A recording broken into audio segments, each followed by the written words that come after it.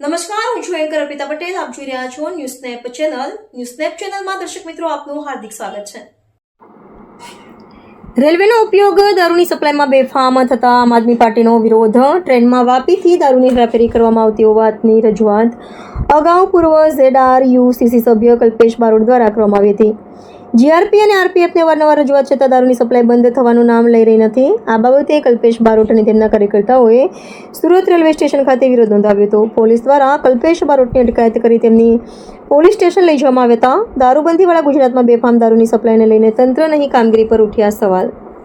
Reporter નૈતિક રેશમવાળા, સુરત. આપનો પરિચય શા માટે અટકાયત કરે? કલ્પેશ બારોટ, પૂર્વ સભ્ય ZRUCC વેસ્ટર્ન રેલવે.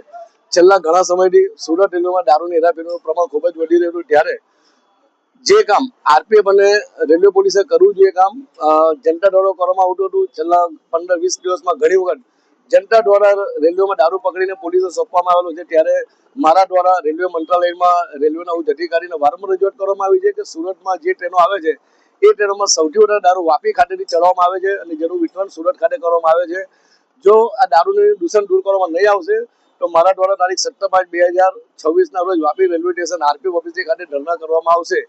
જે રજૂઆત કરવા છતાં પણ કોઈ કાર્યવાહી રેલવે પ્રશાસન તરફથી કરવામાં ન આવતા છેલ્લે ગઈકાલે પણ ઉધના રેલવે સ્ટેશન ખાતે 15-20 પેટીથી વધુ દારૂ મુસાફર દ્વારા પકડીને રેલવે પોલીસે સોંપવામાં આવેલો હતો. ત્યારે અમારા નિર્ધારિત કાર્યક્રમ મુજબ આજ રોજ અમે વાપી રેલવે સ્ટેશન ખાતે જવા માટે રવાના થયેલ. ત્યારે સુરત રેલવે પોલીસ દ્વારા અમારી અટકાયત કરવામાં આવી છે. હાલ મારી સાથે 60-70 જેટલા કાર્યકર્તાઓ છે. બીજા કાર્યકર્તાઓ અમારા વાપી ખાતે પહોંચી ગયા છે, પરંતુ અમારા જે આગેવાન કાર્યકર્તા હતા તેઓને સુરત રેલવે પોલીસ દ્વારા સુરત સ્ટેશન ખાતે ધરપકડ કરવામાં આવી છે.